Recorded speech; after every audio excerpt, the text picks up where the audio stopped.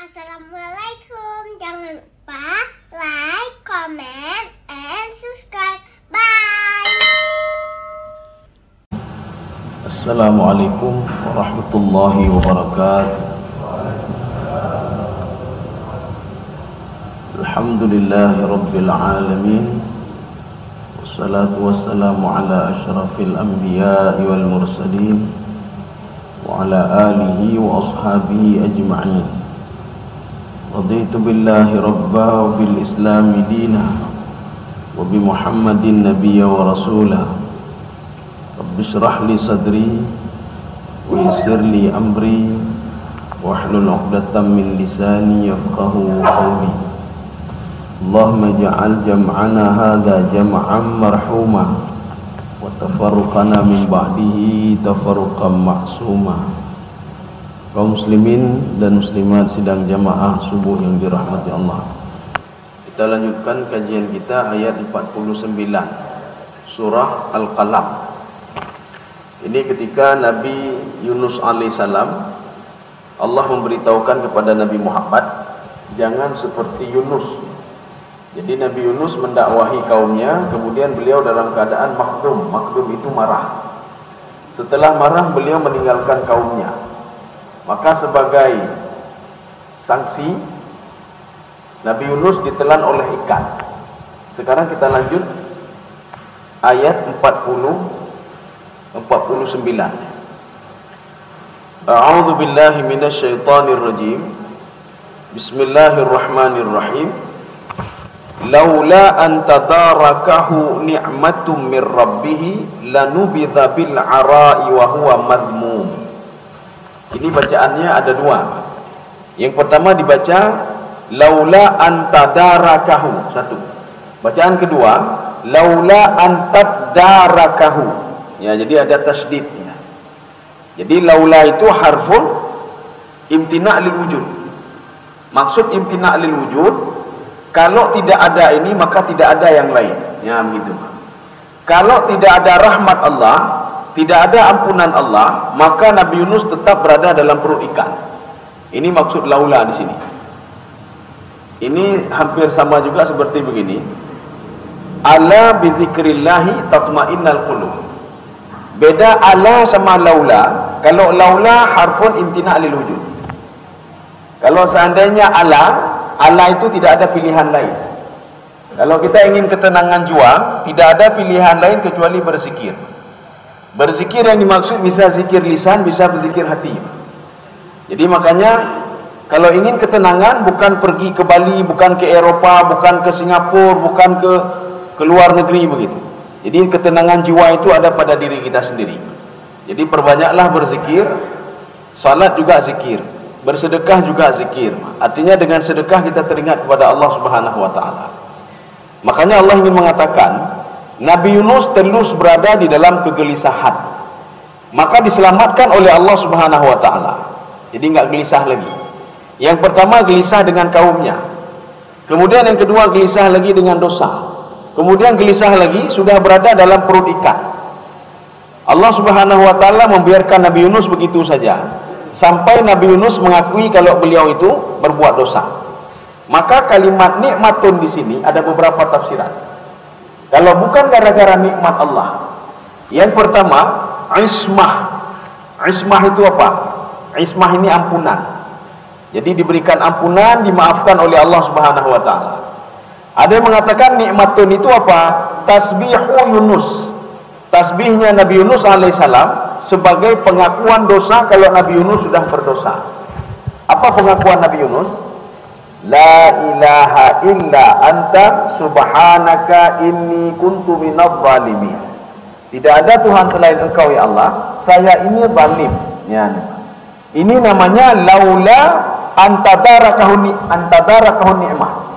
Daraka yudariku, ini artinya diikuti. Diikuti atau diselimuti. Kalau bukan Nabi Yunus, diikuti dengan rahmat Allah, diberikan rahmat Allah, dimaafkan oleh Allah, gara-gara tasbihnya itu, dia mengakui dosanya, maka dia akan terus berada dalam perut ikan. Tetapi karena dia sudah bertasbih kepada Allah Subhanahu wa taala, lanubidza bil ara'i Jadi saya lepaskan dia. Jadi ini kalimat pasif namanya. Kalau kalimat aktif, melepaskan diri.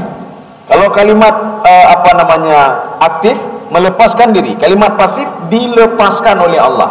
Dari mana kita tahu? Dari kalimat, dari jumlahnya itu dhammah. Lanubidha bil arak. Saya lepaskan dia ke sebuah tempat arak. Arak itu tidak punya apa-apa. Di situ pohon tidak ada, apa-apa tidak ada. Kalau istilah Imam Jalalain mengatakan fadhi. Fadhi itu apa? Fadhi itu tidak ada apa-apa. Jadi sebuah tempat yang tidak ada apa-apa di situ, dilepaskanlah Nabi Yunus di situ oleh ikan paus yang menelannya. Wa huwa madhmum. Padahal dulu dia berdosa. Dia bersalah dengan Allah Subhanahu wa taala. Jadi madhmum ini sama seperti malumin. Makanya orang yang tidak menjaga menjaga matanya, menjaga anggota tubuhnya, dia tidak menjaga pandangannya, melihat yang tidak-tidak, maka ini Allah mengatakan ghairu malumin. Artinya itu bukan hal yang terpuji, kata Allah. Itu tidak terpuji. Apalagi orang yang berzina, berbuat maksiat, itu bukan orang yang terpuji. Tetapi gara-gara sudah bertasbih Nabi Yunus, maka Nabi Yunus alaihissalam maka dilepaskan dari sifat yang tidak terpuji ini. Apa itu tidak terpuji? Beliau lari dari kaumnya. Kita bandingkan saja dengan kita. Nabi Yunus seorang nabi yang lari dari kaumnya karena tidak mau diajak untuk berdakwah, diberikan sanksi oleh Allah. Apalagi model-model kita, menabi pikon, mau ulama pikon katanya Allah.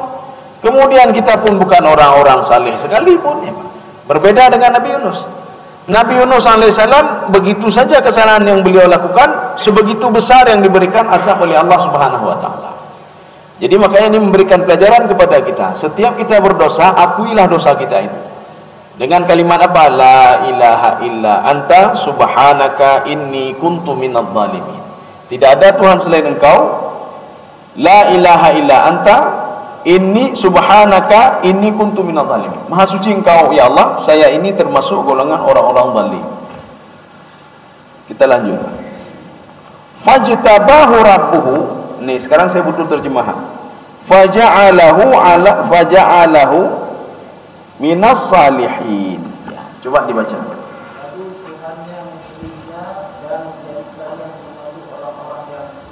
Memilih apa ini? Ini ada dua tafsiran.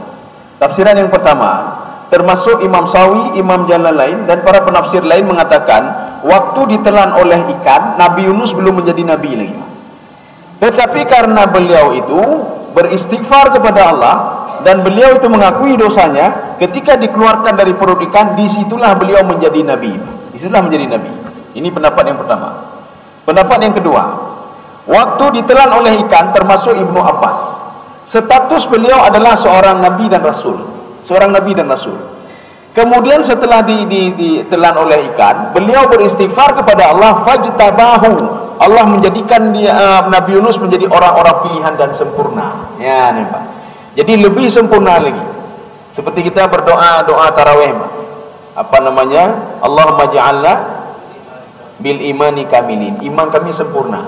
Apakah kita belum beriman? Kita sudah beriman, Pak. Makanya kita itu minta kepada Allah supaya sempurna lagi iman. Apakah Nabi Yunus belum menjadi nabi? Sudah menjadi nabi, tetapi disempurnakan lagi oleh Allah Subhanahu wa taala. Ya.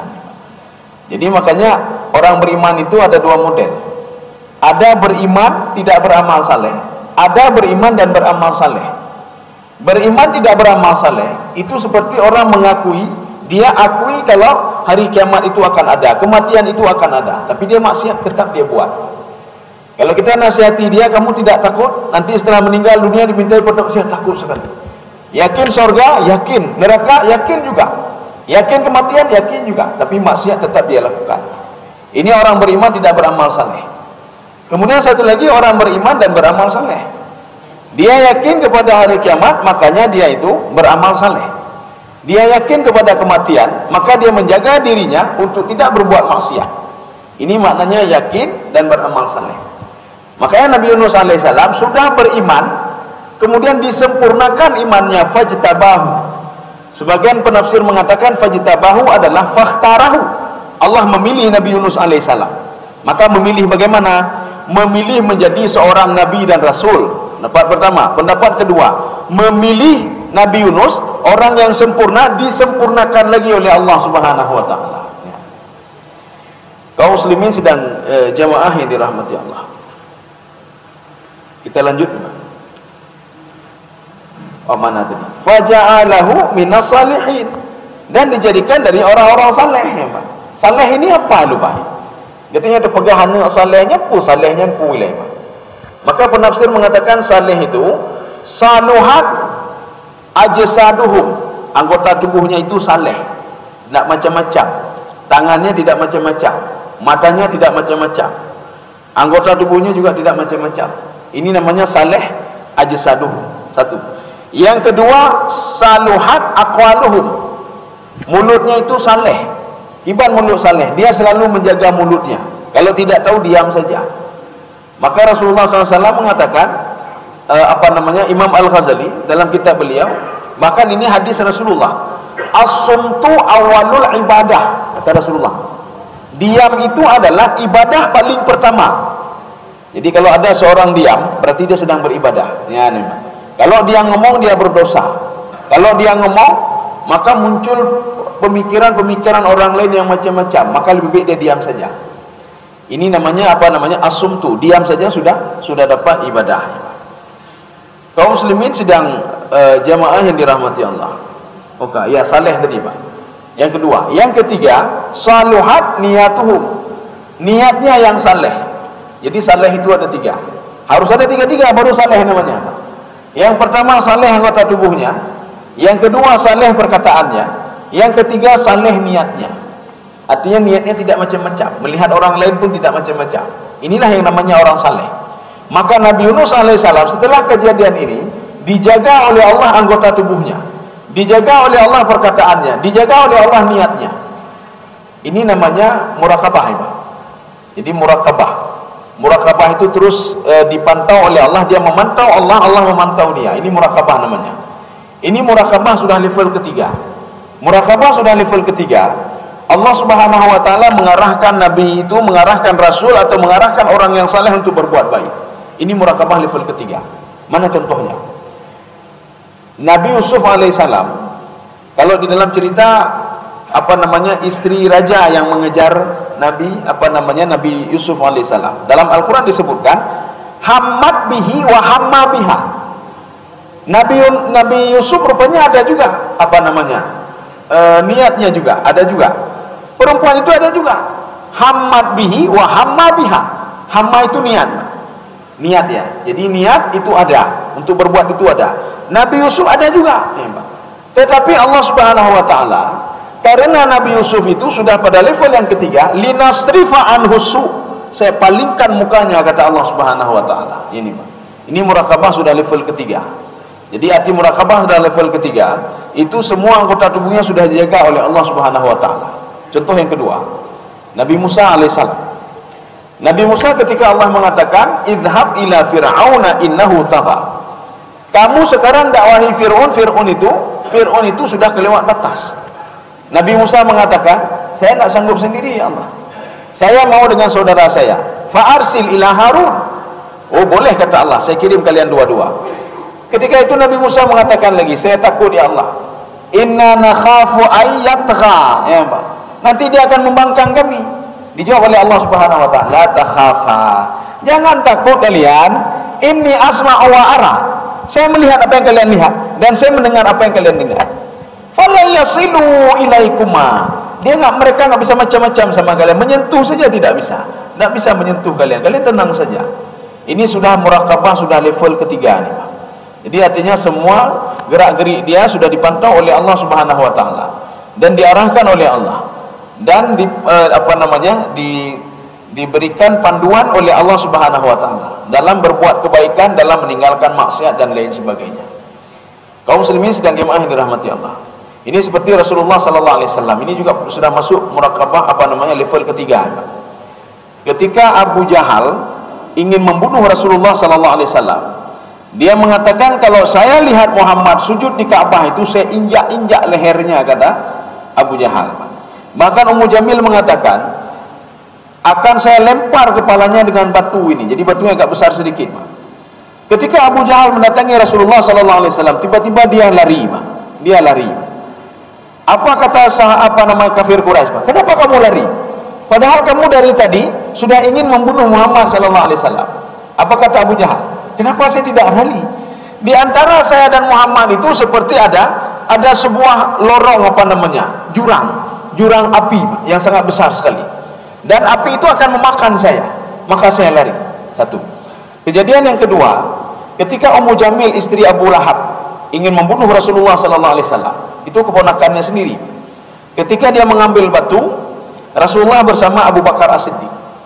Ketika itu Ummu Jamil mendatangi, ini ketika turun ayat Tabbat yada Abi Lahab wa tab. Dia marah sekali. Rasulullah mengatakan melalui ayat itu kalau Abu Lahab celaka. Tabbat yada Abi Lahab wa tab. Saking marahnya Ummu Jamil, dia ambil batu, dia ingin melempar Rasulullah sallallahu alaihi wasallam. Kalau batu kecil entahlah, batu sedang. Ini batu besar yang diambil. Waktu dia mau melempar, dia tidak nampak Rasulullah. Dia berdialog dengan Abu Bakar As-Siddiq. Padahal Rasulullah bersama Abu Bakar. Di mana Muhammad? Ini kata Ummu Jamil kepada Abu Bakar. Abu Bakar diam saja. Setelah kejadian ini, Abu Bakar bertanya kepada Rasulullah, "Ya Muhammad, kenapa dia tidak bisa melihatmu?" Ya. Apa kata Rasulullah sallallahu alaihi wasallam? Allah sedang melindungiku. Ya, jadi dia tidak nampak apa-apa kecuali kamu. Ini sudah masuk level ketiga. Level ketiga. Kalau di dalam kajian tasawuf. Kaum muslimin sedang jemaah yang dirahmati Allah. Sama seperti Nabi Khidir alaihissalam. Nabi Khidir dalam satu tafsir, ilmu yang diajarkan oleh Allah kepada Nabi Khidir, ini namanya ilmu ghaib. Ada yang mengatakan dalam tafsir Ibnu Katsir, ilmu yang diajarkan kepada Nabi Khidir alaihissalam adalah ilmu laduni. Sesuatu hal yang belum terjadi, tetapi sudah diberitahukan oleh Allah kepada Nabi Khidir alaihissalam. Sehingga kejadian ini tidak diketahui oleh Nabi Musa alaihissalam. Makanya level ketiga itu berbeda-beda. Bisa saja diberikan ilmu oleh Allah, bisa saja dijaga oleh Allah Subhanahu wa taala dan diarahkan oleh Allah. Makanya ketika Nabi Musa alaihissalam mendatangi Nabi Khidir dengan mengucapkan assalamualaikum, sebelum dijawab ditanya dulu, "Kamu siapa kamu? Kok mengucapkan assalamualaikum, Mbak? Kamu siapa?" Nabi Khidir mengatakan, "Kamu Musa ini atau Musa ini atau Musa ini?" Ini menunjukkan umur Nabi Khidir lebih tua daripada Nabi Musa. Karena Bani Israel itu sebelum lahir Nabi Musa, ada Musa yang lain rupanya. Ada Musa yang lain. Ketika itu apa kata Nabi Musa alaihissalam? "Ajarkan saya mimma alimni mimma allamakallah." Ajarkan saya seperti Allah ajarkan kamu. Nabi Khidir mengatakan, "Kamu punya ilmu yang tidak saya pahami. Saya punya ilmu yang tidak kamu pahami." Ya ini Pak. Jadi artinya berbeda-beda. Jadi makanya Nabi Musa tetap dia ingin belajar. Saya ingin belajar. Terakhir Nabi Khidir mengatakan, "Wa ma fa'altuhu an amri." Yang saya lakukan bukan atas kehendak saya, tetapi saya diarahkan oleh Allah Subhanahu wa taala. Ini murakabah sudah level ketiga. Kita bisa dapat level ketiga. Ya Mbak, jadi level lain, tapi harus melalui level pertama dulu. Level pertama apa? Kita yakin kalau di samping kita ada yang jaga kita. Ini aja dulu level pertama. Kita yakin kalau Allah Subhanahu wa taala terus memantau kita dan memintai pertanggungjawaban apa yang sudah kita lakukan. Itu level pertama. Kalau ini bisa kita lalui dengan mumarasah kata Imam Ghazali, kita akan masuk ke level yang kedua. Level yang kedua bagaimana? Dibisikkan, Pak, jangan buat kejahatan, jangan buat ini, jangan buat itu. Ini tidak baik, ini yang baik. Lakukanlah hal-hal yang baik, ya, Pak. Level yang ketiga sudah mengarahkan, Pak, diarahkan. Ini tidak boleh, ini tidak boleh. Ini yang kamu lakukan. Ya, Pak, itu sudah pengarah. Kaum muslimin sedang jamaah yang dirahmati Allah. Kita lanjut. Wa iyyakadul ladzina kafaru la yuzliqunaka bi absarihim lamma sami'u dzikra wa yaquluna innahu lamajnun. Ini kalimatnya panjang, kita potong-potong supaya mudah ya. Sekarang kita terjemahkan dulu. Dan sesungguhnya orang-orang kafir itu benar-benar hampir menggigitkan kamu dengan pandangan mereka. Oh iya. Ini begini. Jadi ghibah itu menyakiti hati orang lain itu bukan saja dengan mulut. Seperti ghibah. Ghibah itu tidak dengan mulut saja. Dengan anggota tubuh juga ghibah. Kemudian kita ngomongin orang lain si fulan tidak benar, itu ribah. Tapi dengan anggota tubuh ribah juga, kita tunjuk itu ribah juga. Atau dengan mulut juga ribah, Pak. Atau dengan isyarat mata juga ribah, ya, Pak. Ini Allah mengatakan orang-orang kafir ya Muhammad, saking dia tidak senang kepadamu, dia itu menghibah kamu dengan anggota tubuhnya. Nah gitu, Pak. Muhammad itu. Jadi bukan dengan omongan tidak, tapi dengan anggota tubuh. Ketika Nabi Muhammad datang selalu dicemooh dengan anggota tubuh. Sampai-sampai Nabi Muhammad sallallahu alaihi wasallam seakan-akan karut inan, Pak. Ya, gara-gara ribah mereka dengan anggota tubuh. Makna la yuzliqunaka, hampir-hampir saja mereka itu istilahnya menjatuhkan kamu, ya, memburuk-burukkan kamu, menjelek-jelekkan kamu dengan tingkah laku mereka ya Muhammad. Bi absarihim, dengan pandangannya. Jadi makanya seorang itu dia memandang orang lain dengan pandangan hina, ya, Pak. Ini sama seperti orang kafir melihat Nabi Muhammad sallallahu alaihi wasallam. Tetapi dalam momen tertentu, dalam momen lain tidak. Momen apa itu? Ketika Nabi Muhammad membaca Al-Qur'an. Ya, Pak. Dalam momen lain tidak. Dalam momen lain mereka menganggap Nabi Muhammad sallallahu alaihi wasallam adalah Al-Amin, seorang anak yang jujur. Tapi ketika Nabi Muhammad membaca Al-Qur'an, mereka itu memberikan pandangan sinis kepada Nabi Muhammad sallallahu alaihi wasallam. Ada apa sebenarnya? Ada sebagian orang kafir mengatakan, litas haralana biha. Artinya Al-Qur'an itu sudah menyihir orang lain. Ada yang masuk Islam gara-gara mendengar baca Al-Qur'an, itu sudah disihir. Ya. Bahkan jin mengatakan kepada Nabi Muhammad sallallahu alaihi wasallam, walaupun itu dua pendapat. Ketika dalam surah Al-Jin, ketika ada 7.000 bahkan 70.000 jin mendatangi Nabi Muhammad sallallahu alaihi wasallam, di dalam tafsir Al-Alusi sampai yang ke-6. Yang ke-6. Kelompok jin 70.000 orang itu, 70.000 jin mendatangi Rasulullah SAW mendengar Rasulullah baca Al-Quran, sehingga membuat jin lain marah. Apa kata jin lain kepada Nabi Muhammad sallallahu alaihi wasallam? Ya Muhammad, kamu perlu apa kamu? Keamanan. Akan saya berikan keamanan kepada kamu dengan syarat jangan kamu ajak lagi kelompok jin. Jangan ajak lagi kelompok jin untuk mengikuti kamu. Maka sinis mendengar Nabi Muhammad baca Al-Quran ini, la yuzliqunaka bi absarihim. Nabi Muhammad menjawab dengan sangat tenang sekali, saya tidak butuh keamanan darimu, saya tak butuh keamanan darimu, saya butuh keamanan dari Allah. Saya cuma takut pada Allah Subhanahu wa taala. Perlu diketahui, jin itu tidak bisa macam-macam nih, termasuk dengan siapapun. Dengan dengan kita tidak bisa macam-macam, apalagi dengan Nabi Muhammad sallallahu alaihi wasallam. Dan ini sudah janji Allah Subhanahu wa taala. Mereka tidak bisa macam-macam. Jin tidak bisa macam-macam. Bahkan jin itu, bahkan setan itu, bahkan iblis itu tidak tahu bagaimana mereka diciptakan oleh Allah. Mereka tidak tahu, Pak.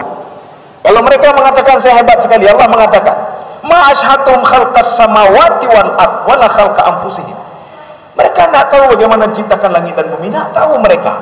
Bahkan penciptaan dirinya sendiri saja mereka tidak tahu. Karena itu bagaimana? Kalau kita kan mudah, Pak. Dengan teknologi sekarang, kita bisa mendeteksi bagaimana manusia diciptakan. Pertama dari tetes mani, kemudian menjadi lagi, kemudian jadi lagi, kemudian diberikan roh. Kita bisa mengetahui dengan teknologi. Tapi iblis tidak diberikan hal seperti itu oleh Allah Subhanahu wa taala. Makanya kalau ada orang sudah diberikan akal, dia bisa mendeteksi sesuatu, tapi tidak beriman juga, begitu bodohnya orang ini, Pak. Bodoh sekali. Makanya dakwah itu, dakwah Nabi Yunus alaihissalam, dakwah Nabi Nuh alaihissalam, salah satunya apa? Dzikruhum bi khalqihim. Mendakwahi mereka dengan mengingatkan mereka proses penciptaan manusia. Jadi bukan dakwahnya kan temenak. Dia dakwahnya kan temenak, kan dakwah, Pak. Tak temenaknya, tak temenak aje, ya, Pak. Tak pegahnya macam-macam. Kalau dakwah, gimana cara dakwah? Lun tenak awak yang menduk. Lun pegah talah. Lun pegah kelompok neraka awak yang menduk. Bukan dakwah seperti itu. Nabi Nuh alaihissalam diajarkan oleh Allah bukan begitu cara berdakwah, ya, Pak. Cara berdakwah itu kata di dalam tafsir Ibnu Arabi, beliau mengatakan at-targhib wa tarhib. Cuma memberitahukan saja, berita-berita gembira. Kalau kalian berbuat ini dapat rahmat Allah dan akan masuk ke dalam surga. Kalau kalian buat kejahatan akan datang ke kemarahan Allah dan akan dimasukkan kalian ke dalam neraka. Itu saja. Sudah satu. Yang kedua, mengajarkan mereka itu untuk berpikir masa depan. Ini ajakan Nabi Nuh alaihissalam. Coba kalian berpikir dulu. Apakah kalian akan hidup seperti ini terus? Coba kalian pikir dulu. Kan tak mungkin hidup terus begitu terus. Kalau kalian hidup seperti ini terus, maka nenek moyang kalian sudah ada sampai hari ini, tidak mati mereka. Artinya kita mati. Maknanya penciptaan manusia itu bukan untuk main-main saja, tidak. Ada visi misinya. Kalau kita tidak punya visi misi, maka hidup ini kacau, Pak. Hidup ini kacau. Masa di dalam perusahaan kita ada visi misi, Pak? Kita bawa perusahaan visi misi demikian, ya, memperoleh laba sebanyak-banyaknya, ya visi misi. Masa kita diciptakan hidup tidak ada visi misi, Pak? Kita dalam mencari harta ada visi misi, tapi visi misi hidup kita masa tidak ada. Kita sudah ada batasannya, Pak. Kita mati dalam usia sekian. Kita tahu kita akan mati, Pak. Hana atau ya begahlul abadi, hana, Pak. Si pulang ngomong saya abadi, tidak ada. Maka karena kita tidak abadi, maka kalau tidak ada visi misi, maka rugi hidup kita, Pak. Perusahaan kita tahu perusahaan kita ini hidup mungkin 5 tahun atau 6 tahun. Perusahaan ada visi misi, ya, Pak. Ada visi misi. Masa kita hidup ini tidak punya visi misi apapun? Kaum muslimin sedang jemaah yang dirahmati Allah. Maka syaratnya apa? Ketika mereka mendengar Rasulullah membaca Al-Quran saja, itu mereka memandang Nabi Muhammad dengan pandangan yang picik, ya, Pak. Ya, hana tenang. Maka tidak perlu heran kalau kita baca Quran banyak yang nggak senang, ya, Pak. Hana ramai, hana tenang, ya, Pak. Tapi ada juga satu kelompok nak baca Quran, nak puas apa baca, Pak. Arti-arti tak itu puas, Pak. Ya. Jadi tidak ada pengaruh. Kenapa orang kafir itu marah? Karena yang pertama mereka itu paham apa yang dibaca oleh Rasulullah Sallallahu Alaihi Wasallam. Di situ menjadikan orang penyembah patung begini, orang berbuat maksiat begini. Makanya orang kafir Quraisy itu merasa tersudut dan marah kepada Rasulullah akibat bacaan Al-Qur'annya itu. Ya, seperti tadi di dalam tafsir Al-Alusi, jin ketika 6 kali ketemu dengan Nabi Muhammad sallallahu alaihi wasallam dengan jumlah yang sangat besar sekali. Maka ada kelompok jin satu lagi mengatakan, "Ya Muhammad, jangan kamu dakwahi lagi. Jangan kamu baca Al-Qur'an lagi. Dengan bacaanmu itu sudah menyihir jin-jin yang lain mendengarmu baca Al-Qur'an." Maka waktu itu banyak jin yang patuh dan taat kepada Allah, hampir 70.000 jin. Kaum muslimin sedang jemaah yang dirahmati Allah. Dan waktu itu, ini dalam catatan berbagai tafsir, termasuk tafsir Al-Baydawi. Beliau mengatakan Nabi Muhammad tidak bisa melihat jin yang datang pada waktu itu. Dari mana Nabi Muhammad tahu? Nabi Muhammad tahu dari malaikat Jibril yang selalu berada mendampinginya. Dari mana terjadinya dialog? Dialog ini, jin berdialog dengan Jibril untuk menyampaikan kepada Nabi Muhammad sallallahu alaihi wasallam. Bahkan pada pertemuan kedua, setelah kejadian pertama, pertemuan pertama, 6 jin, maka yang mengatakan 7, ada yang mengatakan 8, ada yang mengatakan 9 jin yang ingin mengeksekusi Rasulullah sallallahu alaihi wasallam di Demah Nakhlah. Ketika mau mengeksekusi Rasulullah SAW, para jin ini mendengar Rasulullah baca Al-Quran, Ar-Rahman 'allamal Quran, mudot-dot jinnya, Pak. Ketakutannya luar biasa ada, Pak. Kemudian dia dengar ayat itu, pengaruhnya luar biasa pada jin ini. Dia mengajak lagi temannya. Ketika itu para jin ini ngomong dengan Jibril, "Wahai Jibril, kasih tahu sebentar sama Muhammad untuk baca Al-Quran lagi." Ya, bukan langsung jin itu ngomong dengan Nabi Muhammad, tidak, tetapi melalui malaikat Jibril. Kita lanjut, Pak. Ini yang kedua, poin kedua. Poin yang ketiga. Jadi poin yang pertama, mereka sinis melihat Rasulullah sallallahu alaihi wasallam. Poin yang kedua, sinisnya itu pada bacaan Al-Qur'an saja. Ya, nih, Pak. Jadi ketika sedang baca Al-Qur'an saja. Tapi kalau tidak baca Al-Qur'an ya biasa-biasa saja, ya, Pak. Kemudian yang ketiga, poin yang ketiga, wa yaquluna innahu lamajnun. Ya, coba dibaca. Tatkala mereka mendengar Al-Qur'an dan mereka berkata, sesungguhnya ia Muhammad benar-benar orang gila. Iya, orang gila. Kok bisa gila, ya, Pak? Ada apa sebenarnya?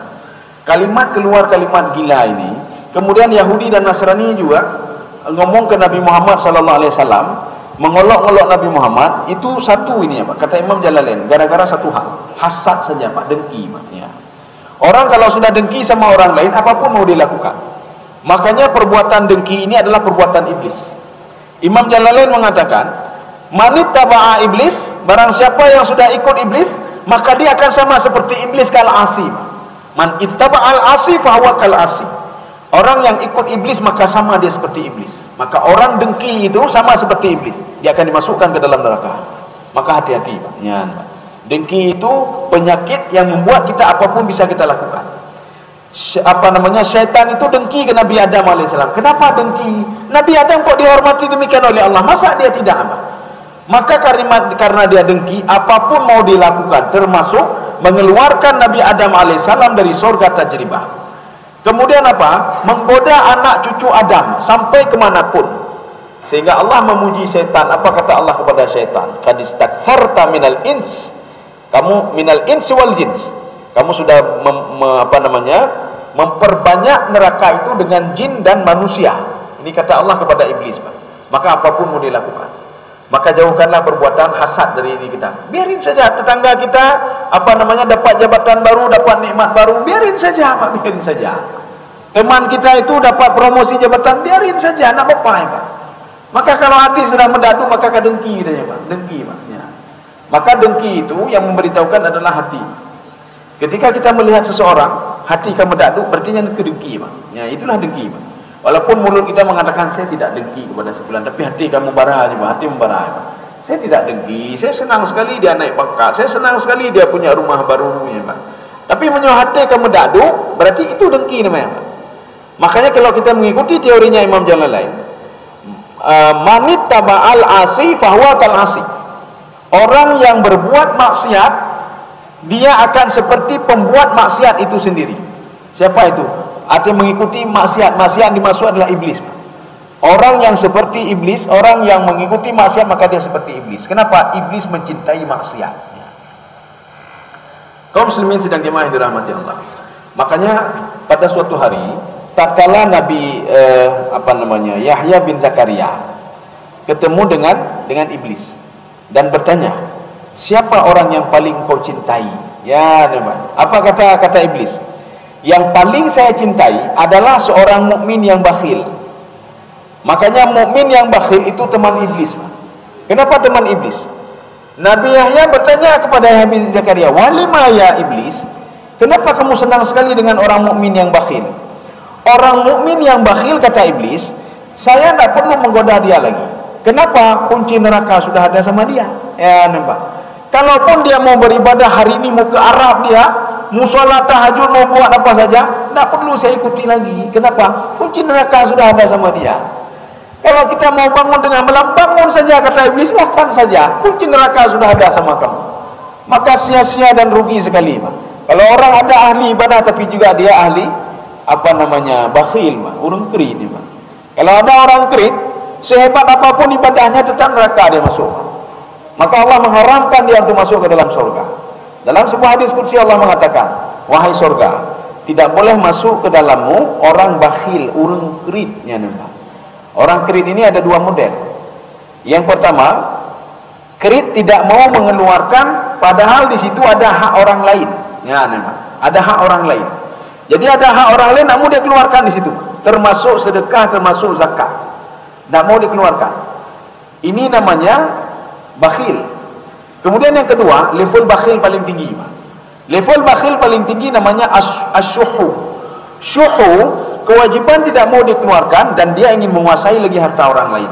Ya, ini nak mau, ini harta saya nih, nak mau saya keluarkan ini, nggak mau saya berikan kepada anak yatim. Ini kan punya saya. Dan dia ingin menguasai lagi harta orang lain. Ini namanya asyuhu namanya. Sama seperti orang dermawan. Dermawan itu ada dua. Ada dermawan yang biasa-biasa saja. Bagaimana dermawan yang biasa? Seorang yang punya banyak duit, dia membantu masjid 1 miliar, itu dermawan biasa itu, Pak. Ada seorang membangun masjid harganya puluhan miliar, ratusan miliar, triliun, itu biasa itu, Pak. Itu biasa. Kenapa biasa? Setelah dia membantu masjid miliaran, dia masih punya banyak duit dia. Jangan, bukan tak banyak duit dia, Pak. Dia banyak duit. Tidak mengurangi duit dia sedikit pun. Ini namanya dermawan biasa. Kita sedang lewat-lewat ada anak yatim fakir miskin, Pak. Dapat duit peng. Kita dalam dompet nak peng 1 juta. Kita keluarin 100.000, kita kasih, Pak. Itu dermawan biasa. Atau kita beli pakaian mereka 500.000, itu biasa itu, Pak. Kita bisa cari duit dalam hitungan jutaan, Pak. Jutaan kita bisa cari, Pak. Dalam satu hari itu jutaan, proyek banyak sekali, Pak. Maka kalau kita berikan dia 1 juta, 2 juta, itu biasa saja. Sudah. Ini namanya dermawan yang biasa-biasa saja. Yang kedua, dermawan yang luar biasa. Apa itu dermawan yang luar biasa? Ketika dia keluarkan duit dia sangat butuh sekali kepada yang dia keluarkan tadi. Mana contohnya? Seorang tukang sapu, atau tukang parkir. Dia dapat duit satu hari 25.000. Dia simpan duit itu. Ketika dia simpan duit itu, ini untuk keluarga saya nanti malam, saya beli sayur, saya beli ini sedikit, beli telur sedikit, beli beras sedikit untuk masak nanti malam. Rupanya tiba-tiba ada yang minta sedekah dan ada yang membutuhkan duit 25.000 tadi, Pak. dengan sangat berat hati memang dia keluarkan duit itu 25.000, padahal dia sangat butuh sekali pada duit itu. Ini namanya al-ithar namanya, Pak. Level paling tinggi, Pak. Level paling tinggi. Makanya kalau ada orang miskin yang bersedekah, sedekah dia level paling tinggi, Pak. Orang kaya bersedekah itu biasa saja, biasa saja. Orang yang sangat butuh sesuatu dia bersedekah, maka levelnya level tinggi. Maka Rasulullah mengatakan begini, kalau kamu sedang susah, maka perbanyaklah bersedekah. Ya, Pak. Sebagian orang salah memahami hadis Rasulullah. Sebagian mengatakan, ya Rasulullah, katutah bahkan lebututah lo kamu ya Rasulullah. Sudah kami susah, engkau suruh keluarkan zakat atau engkau suruh bersedekah lagi. Sedekah itu kan untuk orang-orang kaya, ya Pak. Kita tidak tahu kalau kita yang bersedekah, yang sangat butuh itu, pahalanya lebih besar, Pak. Lebih dahsyat dibandingkan orang kaya yang bersedekah. Tetapi nanti ada juga ya orang kaya yang bersedekah terhadap sesuatu hal yang sangat dia butuh sekali, maka dia juga bisa ke level ithar. Tapi ithar itu banyak sekali orang-orang menengah ke bawah itu ithar. Maka jangan pernah ada keluar kata-kata, kenapa saya bersedekah? Saya kan orang miskin ya, Pak. Yang bersedekah saudara orang kaya, sedekah kasih untuk saya. Ya, karena saya orang miskin, saudara orang kaya. Ini pemahaman yang keliru. Ya, kita habiskan ini sedikit lagi. Innahu la majnun. Kamu sudah gila ya Muhammad. Kenapa gila? Dengan bacaanmu itu banyak orang yang sudah mengikutimu. Kemudian kamu seperti menyihir mereka. Kemudian kamu itu Majnun ini hanai terole, Pak. Ya, orang gila kan dia tidak tahu apa-apa lagi, Pak. Mana gila begini? Nabi Muhammad dilukai untuk tidak meneruskan agamanya, meneruskan ajaran, tapi tidak mau juga. Ya, Pak. Kan orang gila namanya, Pak, dalam pandangan mereka. Dikasih jabatan tak mau, kan orang gila namanya. Dikasih harta tak mau, padahal cuma-cuma, kan orang gila namanya, Pak. Ini dalam pandangan orang kafir. Nabi Muhammad mengatakan, saya tidak akan pernah berhenti berdakwah sebelum Allah menyuruh saya untuk berhenti. Maka selamanya akan saya lakukan. Inilah yang puncak Rasulullah dikatakan gila oleh orang kafir. Diberikan apa-apa tidak mau. Bahkan orang kafir mengatakan, innaka ladallun. Ladallun ini artinya sesat. Sesat bagaimana? Yang sudah diada di hadapan mata tidak mau. Yang entah di mana enggak jelas itu yang dikejar. Ini kata orang kafir, Pak. Kejar sorga, kejar nikmat ini, mana itu kan tak nampak kata mereka. Maka kamu gila ya Muhammad. Ya, kita tutup ayat ini. Wa ma huwa illa dzikrul lil alamin. Jadi ini namanya jumlah kasar namanya, Pak. Kasar maksur. Kasar maksur itu dia kebiasaannya di awalnya itu ada nafi, di tengahnya ada istisna, ada illah. Sama seperti la ilaha illallah, seperti itu, Pak.